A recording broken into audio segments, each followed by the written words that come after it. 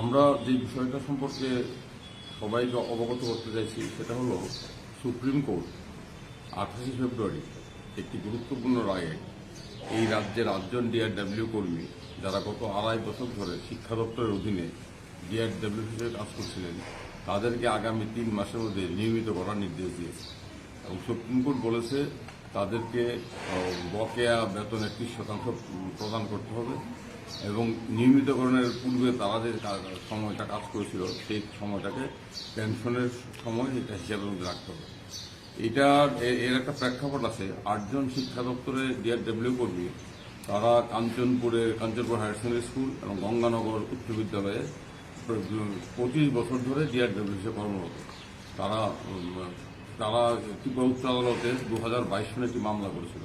তৎকালীন বিচারপতি মাননীয় অরিন্দম লোধ মহাশয় তাদের মামলাটি খারিজ করে দিয়েছিল।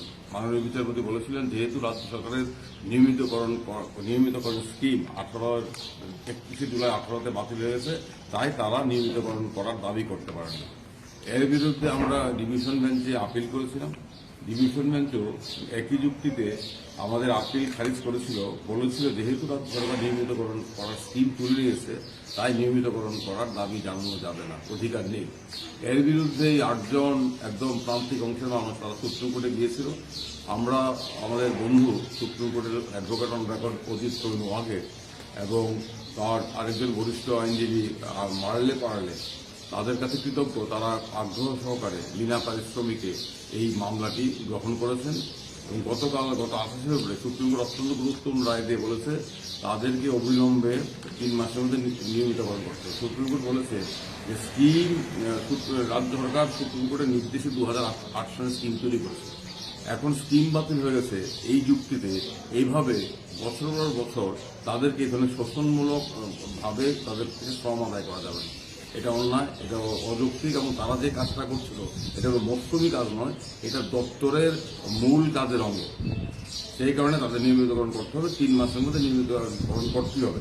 এ থেকে নিস্তার পাওয়ার রাস্তা নেই, কারণ আমরা সবাই জানি এই সুপ্রিম কোর্টের উপর সুপ্রিম কোর্ট ভারতবর্ষ নেই। এই রায়ের মান্যতা দিতে হবে।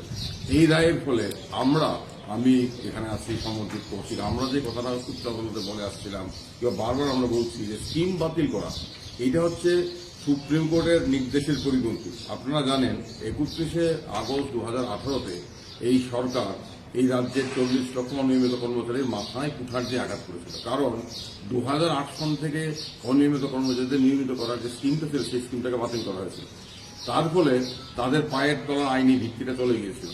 এরপরে আমরা যখন উচ্চ আদালতে মামলা করেছিলাম, কিছু মামলায় 2021 সন উচ্চ আদালত বলেছিল যেহেতু স্কিম বাতিল হয়েছে, বাতিল হওয়ার পূর্বেই তাদের 10 বছর পূর্ণ হয়ে গেছে, তাদের রাইট মেচুর করেছে, তাদেরকে স্কিম বাতিল হওয়া সত্ত্বেও নিয়মিতকরণ করতে হবে। কিন্তু 2022-এর পর উচ্চ আদালত ভিন্ন রাইট দিয়েছে, সেখানে বলেছে স্কিম বাতিল হয়ে গেলে আর কোনো সুযোগ থাকবে না।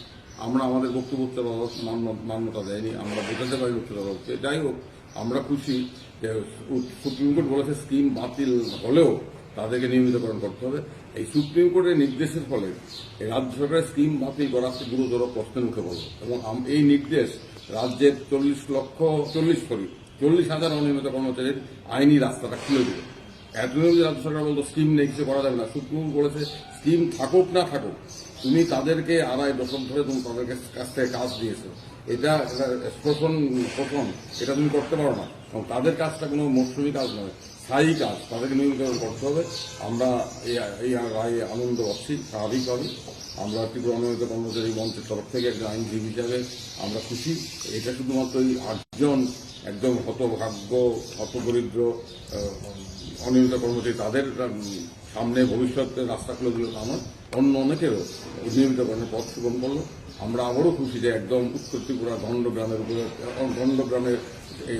ডিআরডব্লিউ কর্মীদের লড়াইটাকে আমরা সুপ্রিম কোর্টে নিয়ে যেতে পেরেছি এবং সুপ্রিম কোর্টে নিয়ে আমরা সফল হয়েছি।